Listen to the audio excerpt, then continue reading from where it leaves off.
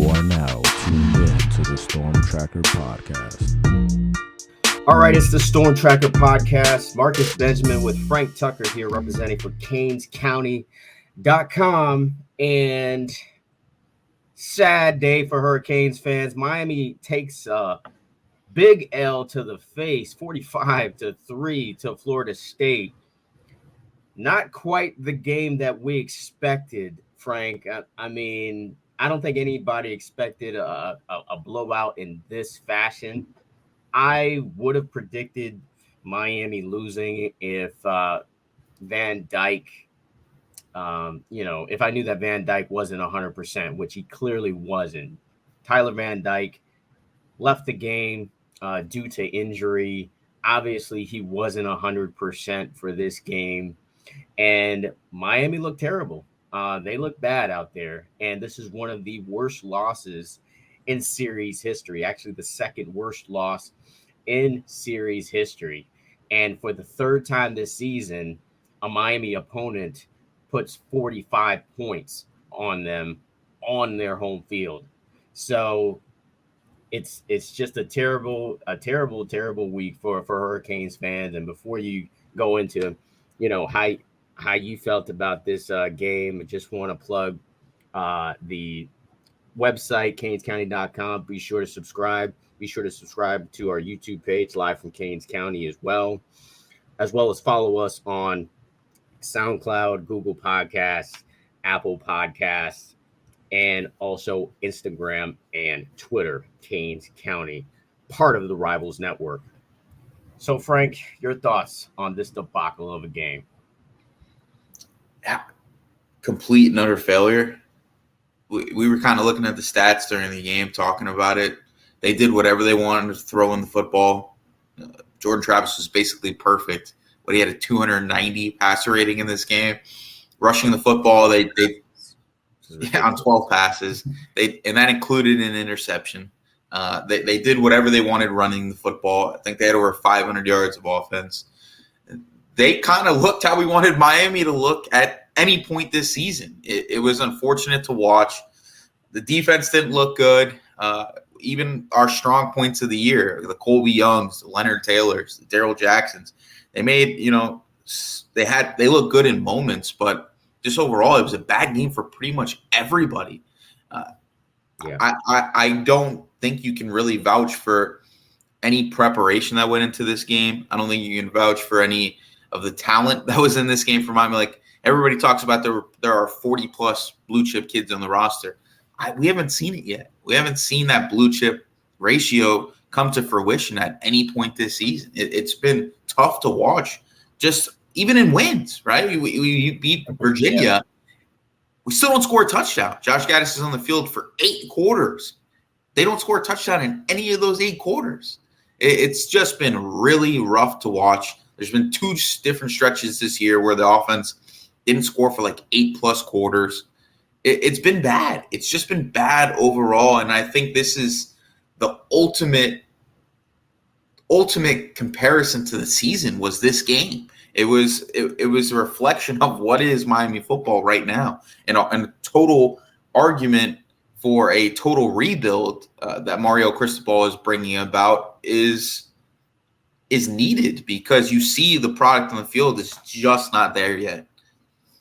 Horrible, as I would quote my guy, I forget his name already, but or terrible. Charles Barkley.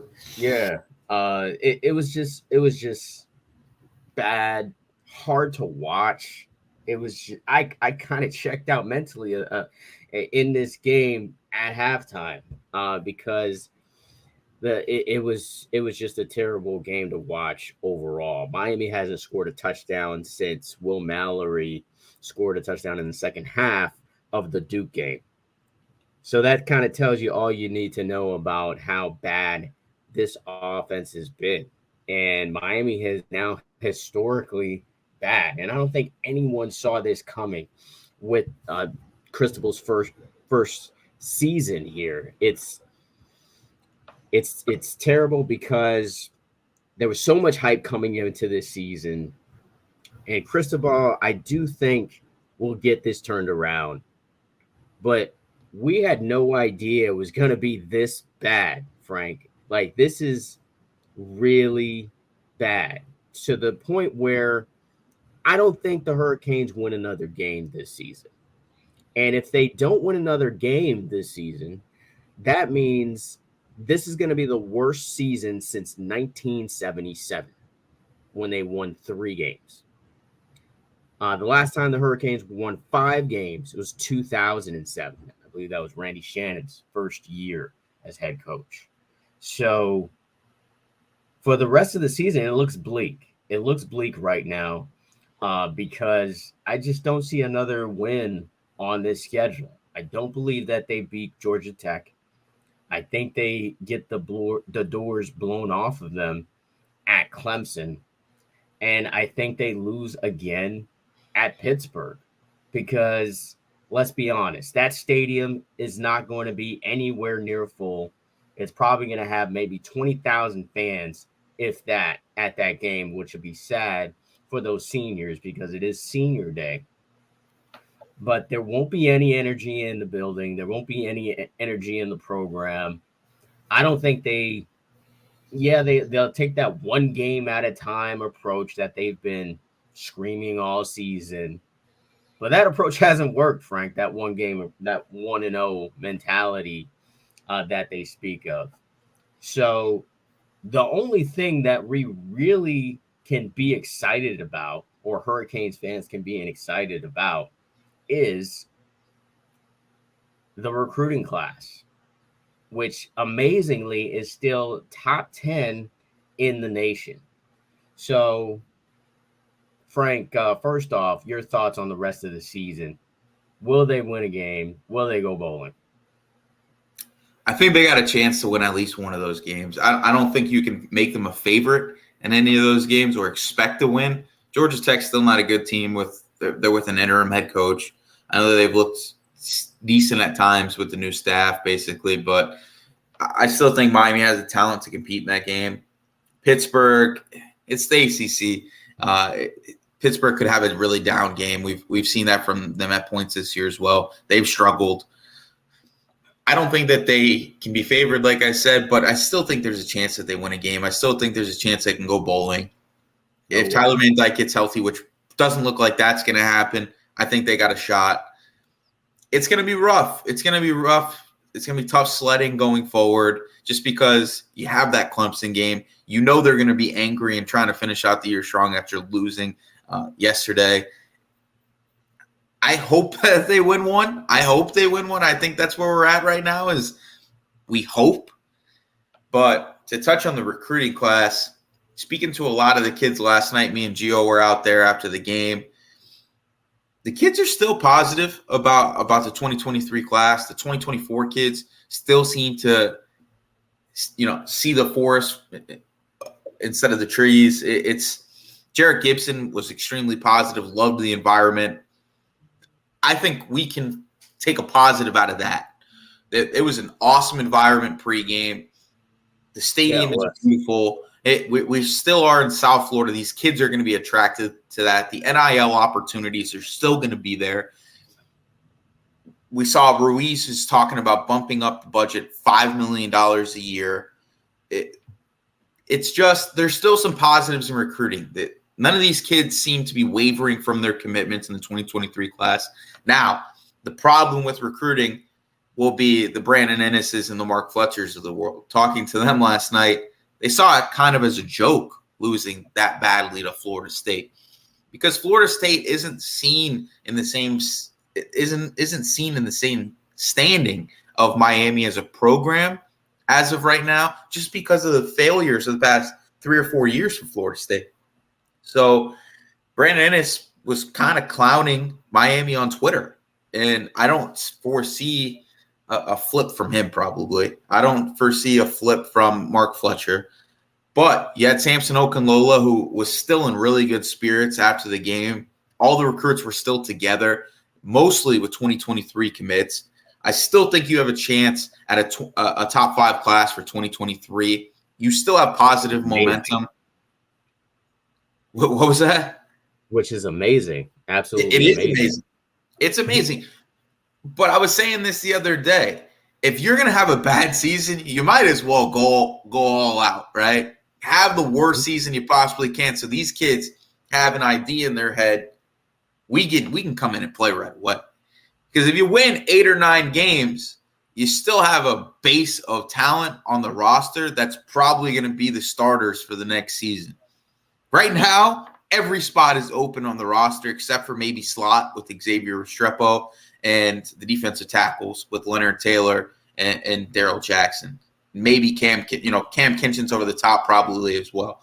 But outside of that, every single position on the roster should be open. Yeah. If the depth chart should be completely cleared next season if Samson Okunlola and Francis Mauigoa are still in the class, you're taking both of them plug and play, and that Robbie and Bobby should have a chance to play right away at receiver and linebacker. Ray should have a role immediately on special teams and in the offense. Maybe not as a starter, but he should have a role as a big play threat, which we don't see that. We don't see big plays in this offense at all. We were laughing about it last night. Rooster gets in the game after transfer portal rumors and busts the biggest run of the year. We had no 20-yard runs before that, really. So it's just been overall disappointing in the season, but there's still that silver lining with the potential top 5 class in 2023. Which is, again, just absolutely amazing that with this abysmal nightmare of a season, that Miami is still in good graces with these recruits. I mean, I always thought Brandon Inniss was kind of like, kind of a long shot, and so was Mark Fletcher. It would take a lot for them to kind of, flip from Ohio State, who currently sits at second in the college football playoff, while Miami is, I don't even know if they would be in the top 60 teams in FBS right now. So for them to still sell the vision of the program amidst all of this is absolutely amazing. And that's what you're going to see on CanesCounty.com for the most part for the next couple of weeks, months. You're going to see a bunch of recruiting news from our team as a whole, because that's what is to get excited about, right? Because this season, it's a wash. Let's just call it what it is. It's a wash. I don't think fans really care if Miami goes to a bowl game, and if they do, they'll probably go into the Gasparilla Bowl and lose. Let's be honest, just like they have been losing bowl games in the past. But a lot can be said of why this is happening, though. So I do want to kind of talk about, like, why is this happening? Because the talent, I think, is better than their record shows currently right now at 4-5. So you could agree with that, right, Frank? Like, the talent they're better than 4-5, right? Yeah, there's some talent there. We talked about it last week that getting Jacoby George and Xavier Restrepo back on top of Colby Young, you have a really good receiving core or starting group in the receiver room right there. That compares to a lot of places around the country. Those are 3 potential NFL guys. But my point is that they're better than 4-5, though, right? So 100%. So if they are better than 4-5, my logic tells me what, Frank? That the coaching is not coaching these guys to better than 4-5, right? I don't think it's a good fit right now with Josh Gaddis, even Frank Ponce and the offense, which isn't to say that those guys are bad coaching. All right. I don't know if they're doing a bad job preparing the kids. I think sometimes there's just not a good fit.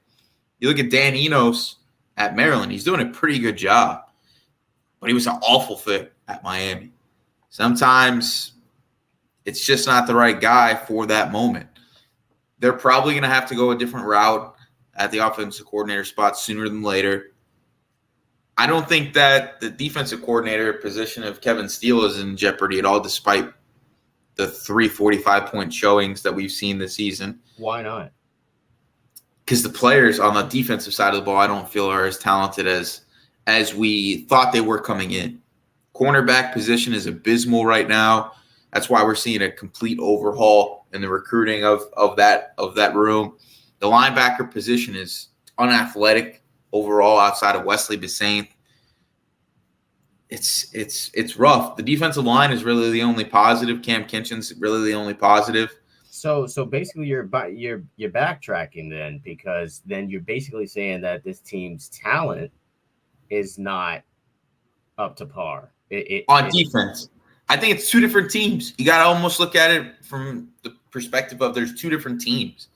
The offense, there's enough talent to get by, because we saw pretty much that entire group succeed under Rhett Lashley last season. There really hasn't been much that changed except for Zion Nelson being out for majority of this season.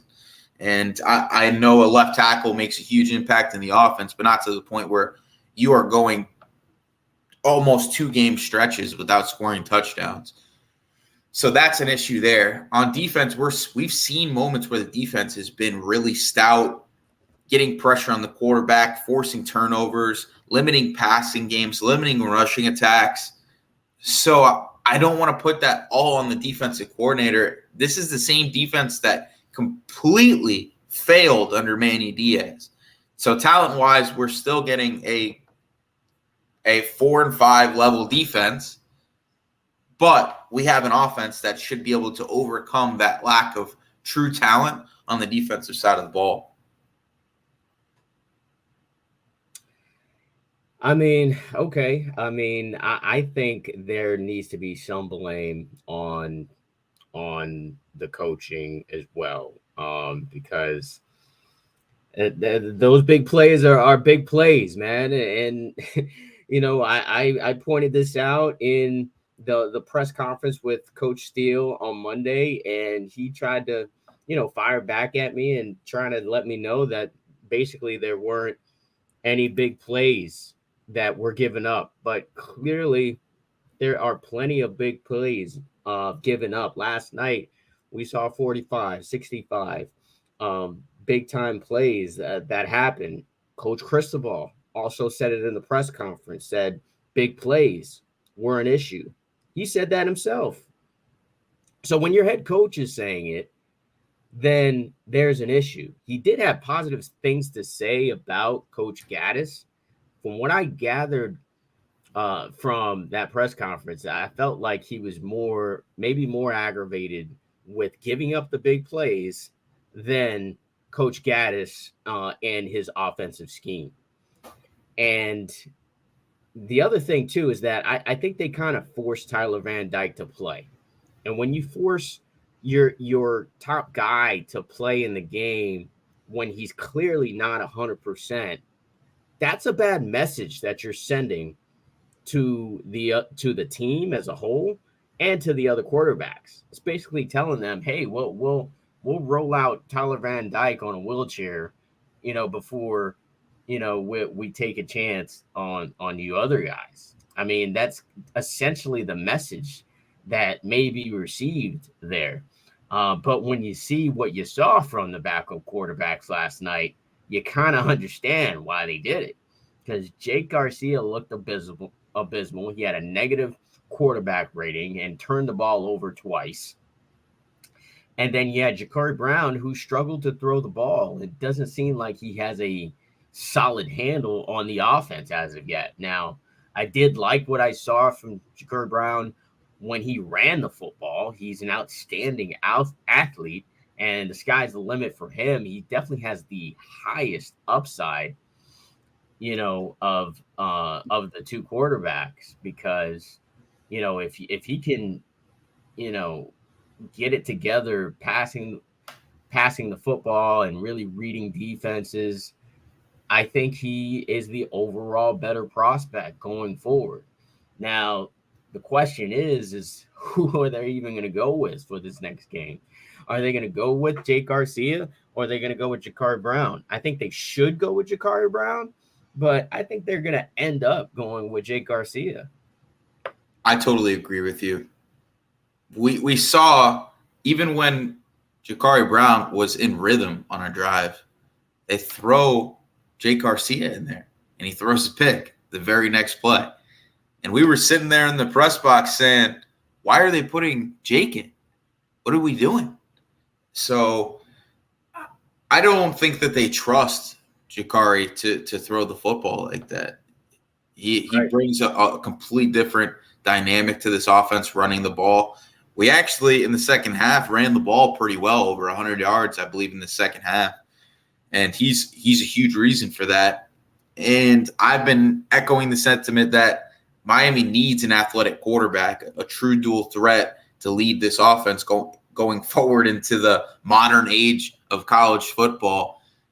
And a guy like Ja'Carri Brown could be that guy. But I don't know if they're going to do that. I don't know if they trust him enough with this offense, like you said.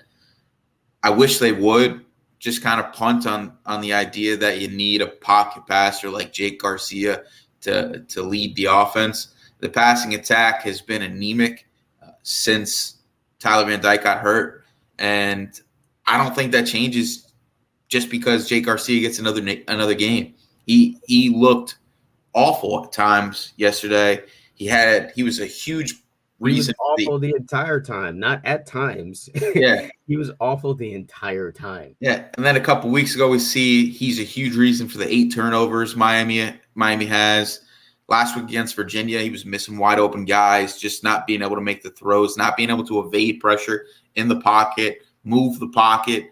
Even he's a mobile guy, and we don't even really see him utilize those legs other than being scary. And yeah. I think that's exactly what it is. He's just scared. Obviously, he had a devastating ankle injury last season, and I don't think he has the full confidence or courage to run as he should. Yeah, but there's obvious disappointment. Saw Josh Gaddis last night after the game going into the recruiting area, and he was just kind of saying to us, the recruiting guys, I don't know. He just kept saying, like, I don't know how to fix it. I don't know. This is, what do I do? Like, what do we got to do? What do we got to do? He was very, very down after the game and defeated. Sounds defeated. Like. It just looked defeated. And I hope that they're able to turn this offense into just a power running attack that can kind of control clocks, control field position, and try to keep games close in the next 3 weeks. Because that's the only way you're going to have a chance. Hopefully the defense makes some plays. Cam Kinchin's almost turned the momentum with that interception that got reversed on an awful pass interference, I think by Tyreek Stevenson, where he didn't even have to grab the guy, just grabbed him for no reason. Yeah. So you hope that they go that route. I don't think they will. Yeah, the players do not fit the scheme. I think Gaddis is operating as if he's still at Michigan or Alabama, where the scheme would likely work if he had the personnel. And this is not that, and it will be that in a couple of years, based on what we're seeing in recruiting right now. But right now, it's just not that. And I think that's why Gaddis is kind of dumbfounded here, because he probably realizes that, this scheme is just not working with these guys. And he probably has to, create a whole different scheme, or, just take these last 3 L's to the face, because I don't see, there's nothing that tells me that Miami will win one of these 3 games. Nothing that tells me that. Georgia Tech, I think, is a notch better than Virginia and Virginia Tech. And Miami barely got through those 2 games. And this is another one of those games on the road. And Georgia Tech, this is going to probably be their Super Bowl to beat Miami. Miami still carries a name, so just beating Miami is a thing. And Jeff Sims, when healthy, their quarterback, has been pretty good. I mean, And that he's been injured for not the last game. He was in for the last game, and they were able to come back and beat Virginia Tech. But the 2 games before that, he was injured. He wasn't in the game. So this team is actually a better team than what their record shows. So unfortunately, I don't think they beat Georgia Tech. And like I said, Clemson is, don't watch that game if you have any hopes of Miami scoring a touchdown. I mean, can we even score a touchdown, Frank? Because they haven't scored a touchdown. I think, what's the over under on Miami scoring a touchdown in the next game? Like that. It's that bad. It's that bad right now. And especially if Tyler Van Dyke's not going to play, which he's not going to play, because he obviously re-aggravated his injury last night in the game. Shouldn't have been out there. So he's out, I think, for at least 2 weeks. Why throw him out there against Clemson? There's no reason to, because he's likely going to injure himself again. Maybe he comes back for the last game, but I think it's best for him to sit for the rest of the season and just see what you got with Jake Garcia and Ja'Cory Brown. Just make this basically an open quarterback competition between the two to see what you have for next season. I think that's the best thing for them to do.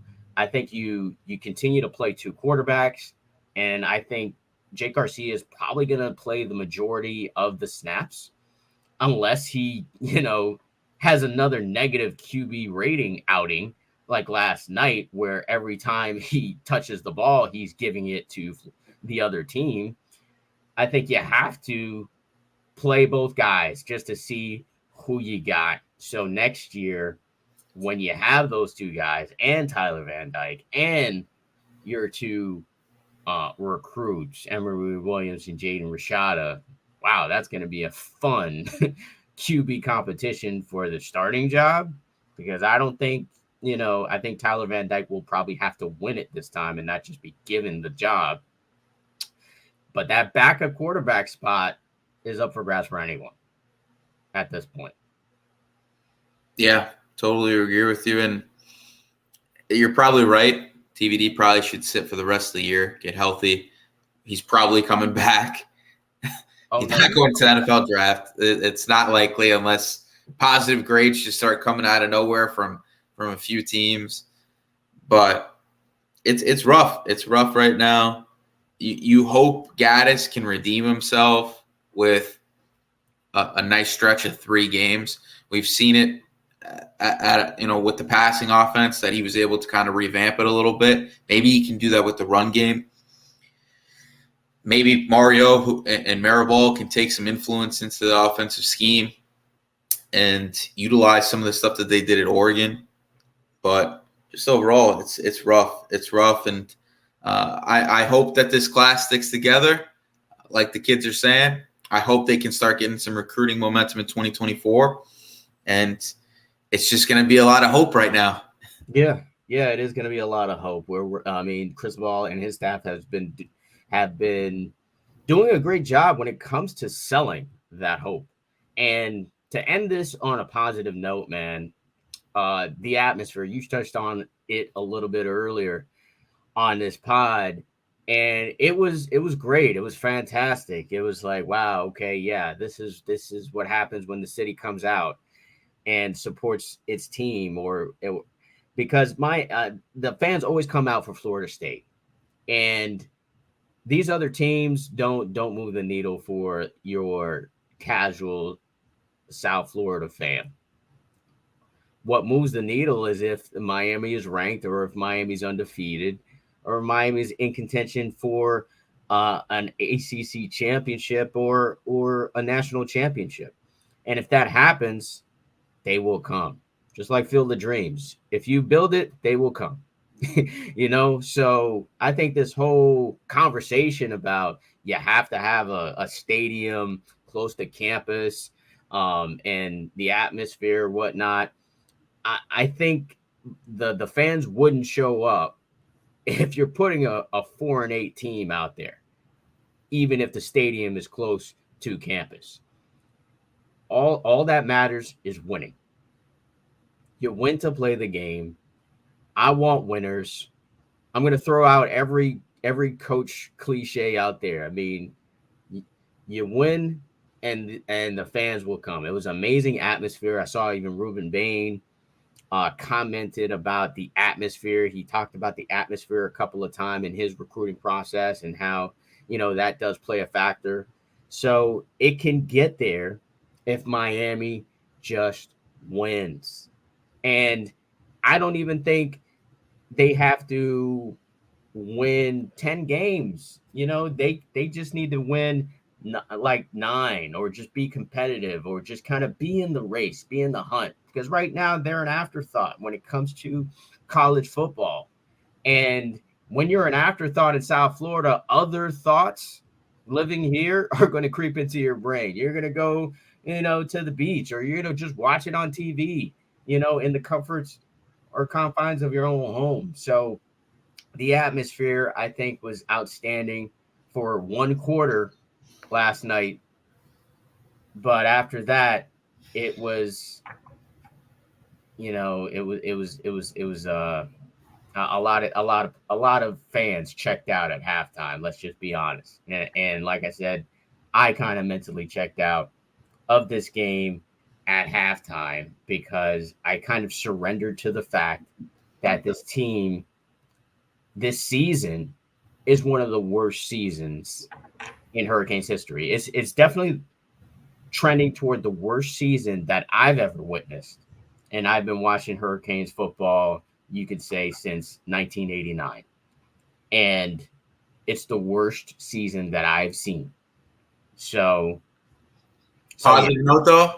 Positive note. Alonzo Highsmith walked out to all the recruiting guys last night, and he asked us what time it was. We said 12:28.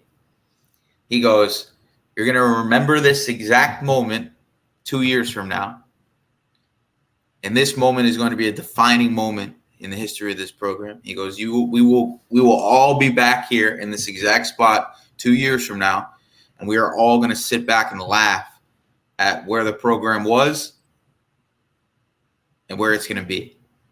So some positive from one of the GOATs in the Hurricanes program who's deeply involved. So yeah, deeply involved in recruiting because he sees the future, he sees the vision, and that's a great way to end this podcast because we kind of do want to keep it positive with this team, and we'll continue to give you positive news as it occurs here on CanesCounty.com, here on the Storm Tracker podcast, because that's all what we'll have to talk about, because 7-on-7 and camp season is going to ramp up pretty soon. And that's when you get a bunch of news, and that's when we get a lot of access to a lot of kids. It's just going to be a lot of information on CanesCounty.com, and subscribe if you haven't already. So that's going to do it for us here on the Storm Tracker podcast. Until the next episode.